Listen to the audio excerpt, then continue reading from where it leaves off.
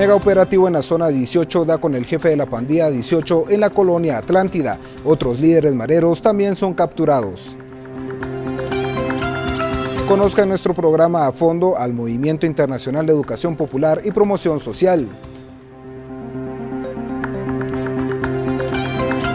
Presidente decide mantener por 15 días más el estado de sitio en San Juan, Zacatepeques. Decisión se toma de último minuto.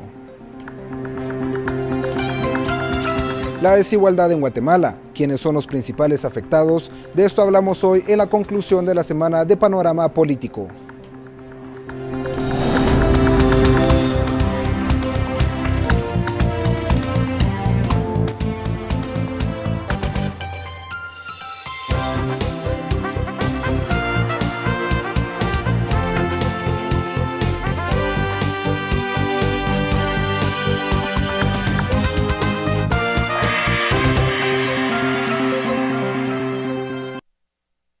Muy buenas noches, bienvenidos a esta única emisión de Noticiero Guatevisión para este sábado de 18 de octubre de 2014. Les saluda Diego Silva y esta es la información.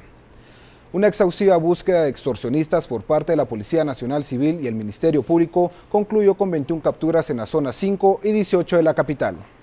Eran las 5:30 de la mañana cuando 17 vehículos del Ministerio Público se colocaron en la entrada de la zona 18, a la espera de resultados del equipo de investigación y delitos contra la vida de la policía que se encontraban allanando diversas viviendas de esa zona. El operativo iba dirigido contra pandilleros del barrio 18, señalados de extorsionar a diferentes rutas del transporte público. En la colonia Atlántida fue capturado el supuesto líder de la clica de extorsionistas, Ronnie Armando Chajón, de 23 años, a quien se le decomisó un arma de fuego y una motocicleta. El detenido ya ha tenido ingresos a la cárcel. Tú has estado en la Mara 18, como podemos ver. ¿Cuánto tiempo estuviste ahí? Y ya llevo bastante tiempo ya. ¿Y qué fue lo que te dijeron? ¿Hay algunos cargos que te dijeron? Pues supuestamente que tenía orden de captura. ¿Solo eso? Pero no te dijeron por qué, no te dijeron. No me dijeron por qué todavía. 2 veces ya te habían detenido. Sí. ¿Por qué te detuvieron? Por portar armas. Y hoy había un arma también, ¿verdad? Sí. ¿Qué arma tenías? Pues esa no la tenía yo. Ellos me la pusieron. Los allanamientos también se realizaron en San José Pinula, además de las zonas 6 y 5, donde fueron decomisados dinero en efectivo, marihuana y un artefacto explosivo. En uno de los elementos encontraron 28.200 quetzales. Era un artefacto de luz y sonido que se llama Astun, y 3 pistolas y un revólver, fue lo que fueron incautados por el momento. En total se realizaron 21 capturas de hombres y mujeres vinculados a las extorsiones. De las 60 órdenes de captura, 41 pertenecían a privados de libertad del preventivo de la zona 18 y en Fraijanes. Por una Guatemala en paz, Esli Melgarejo y Luisa Che. 49 comunidades quedaron incomunicadas debido al colapso de un puente de parte del río Punila. Autoridades manifestaron su preocupación debido a que son miles de los vecinos afectados.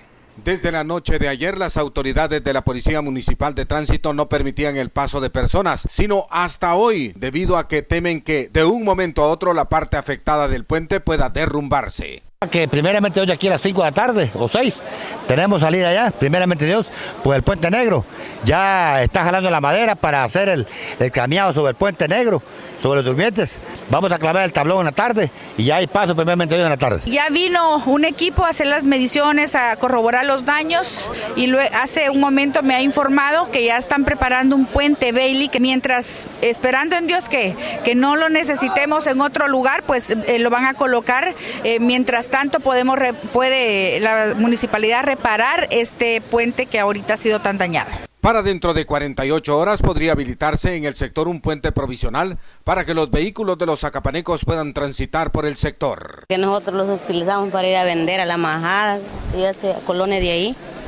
Y ahora no podemos pasar. Desde el departamento de Zacapa, con imágenes de Alba Luz Ventura de Paxtor, reporta Edwin Paxtor, por una Guatemala en paz, Noticiero Guatevisión. El gobierno de la República decidió en reunión de ministros prorrogar por 15 días más el estado de prevención en el municipio de San Juan Zacatepeques, pese a que el ministro de Gobernación había negado horas antes que esta medida se prolongaría en esa localidad. Las restricciones en ese municipio se dieron luego de que se desarrollaran hechos violentos el 19 de septiembre, en donde fallecieron 8 personas y varios pobladores resultaron heridos. Sobre las capturas pendientes, el ministro de Gobernación declaró que algunos de los fugitivos se encuentran en poblados vecinos esperando a que las fuerzas de seguridad se retiren. Esta noche nuestros compañeros de Panorama Político hablan sobre la desigualdad social en Guatemala. Vamos contigo, Ben Keichin.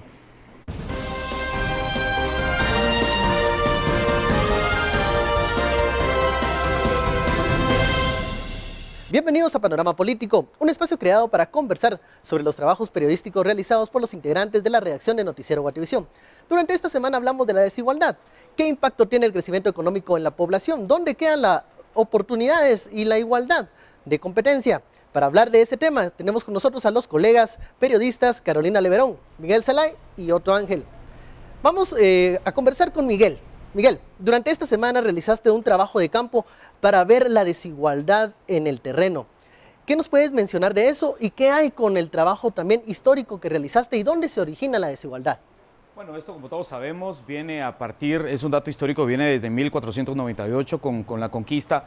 Luego vamos a hablar ya un poco más adelante con el tema de las tierras y se da un periodo entre 1877 y 1944 con el derrocamiento de Ubico y se instaura Arbenz. Aquí hay un periodo, digamos, esos 10 años de lucidez para muchas personas y luego de nuevo se instaura este periodo liberal, que dicho sea de paso, entre 1877, como te digo, y 1944 se instaura este periodo liberal, que muchos estudiosos como Miguel von Hagen de la Universidad Rafael Landívar lo catalogan, lo enmarcan dentro de una farsa liberal porque no se dieron estos presupuestos como tal. Hablabas de privatización de tierras durante ese periodo histórico. Sí, fueron dictaduras según él y fueron dictaduras económicas también. Luego después en 1954 regresa este nuevo sistema y entonces se da que las grandes fortunas de Guatemala en esta segunda mitad del siglo pasado también se diversifican y se monopoliza la industria. Y es hasta en ese momento y hasta ahora es como estamos. Ahora, ¿qué pasa en la actualidad? ¿Cómo está el panorama de desigualdad? Bueno, obviamente la desigualdad tiene muchísimas aristas y principia por el tema de la educación precaria, luego la falta de empleo, la falta de oportunidades. También tiene mucho que ver con, y aquí salta algo muy interesante que me llama mucho la atención porque de nuevo está implícito el racismo y la discriminación que no permite ese desarrollo. Pero hablando puntualmente del trabajo de campo, yo tuve la oportunidad de ir a la colonia La Limonada, a esta invasión que está en el centro de la ciudad y que tiene un contraste abismal con las personas incluso que viven alrededor de este asentamiento. Y lo interesante es poder ver de primera mano cómo las personas se han desarrollado durante mucho tiempo, menos o más, pero ha sido muy, muy escaso el desarrollo económico. ¿Qué te decían esas personas al momento? Bueno, tuve la oportunidad, por ejemplo, de hablar con María Petrona, que es una mujer luchadora que tiene 4 hijas, su esposo es albañil, y ella me comentaba que de esos 40 años que tiene de vivir ahí, 30 le ha costado hacer su propia casa, con la ayuda obviamente de sus familiares. Y esa percepción que tienen de estas personas que viven en estas periferias, como que son personas peligrosas, les frena ese desarrollo, porque al final de cuentas cuando van a pedir un empleo y ellos dicen, bueno, yo vivo en La Limonada, inmediatamente son excluidas de esas oportunidades de trabajo. ¿Qué factores son los que hacen que se perpetúe ese modelo como el que viste en La Limonada? Uno de ellos es el que te comentaba al principio, es la educación y la falta de la preparación. Digamos, tenemos una educación pública precaria y las personas que tienen acceso a una educación superior, y me platicaban, no solo dentro del contexto nacional, sino hay personas que se preparan internacionalmente, son los que tienen las mejores oportunidades de empleo y de desarrollo. Bueno, Carolina, vamos a hablar un poco acerca de las cifras y de cómo está distribuida la riqueza. ¿qué es lo que más te llamó la atención de este informe que realizaste?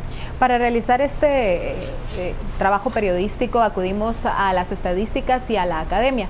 En el caso de los ingresos que tiene la clase pobre, según el Banco Mundial, señala que 63 de cada 100 habitantes están ganando $4 al día, lo que significa 30 quetzales diarios. Una familia de 4 personas, donde solo el papá o la mamá trabajen, tienen que sostenerse y satisfacer sus necesidades alimenticias con $4 al día, 30 quetzales, como repito.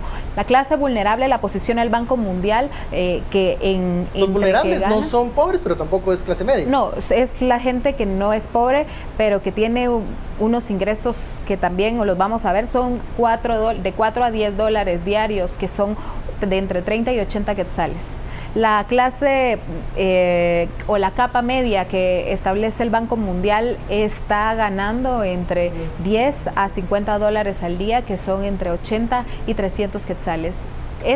Acá vemos una marcada diferencia a cómo está distribuida la riqueza, que es solo en el 5% de la población guatemalteca. Carolina, ¿y qué pasa o qué te dijeron los expertos acerca de la clase media? ¿Qué ocurre con ese segmento poblacional?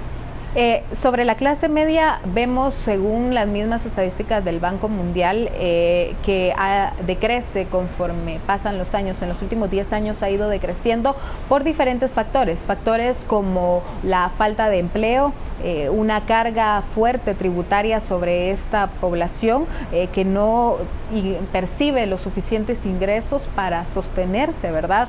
Y datos del INE también señalan que el 86% de la población es la clase no pobre del país, podría catalogarse dentro de la clase media, pero que está en una línea delgada de llegar a la pobreza por factores como el desempleo y fuertes cargas tributarias. Otto, para cerrar, ¿qué es lo que hace falta en este panorama para darnos la pintura completa de la desigualdad?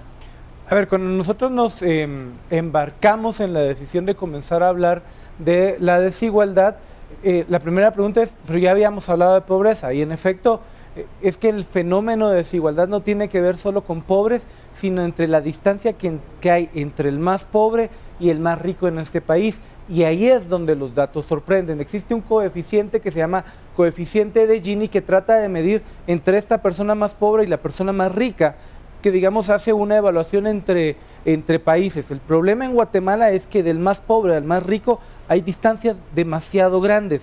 Entonces, con lo que nos topamos es con historias como la que Miguel nos contaba, ¿verdad? Bueno, Otto, te hago una pausa porque vamos a un corte para seguir hablando de esa brecha entre los que tienen mucho y los que casi no tienen nada. Regresamos.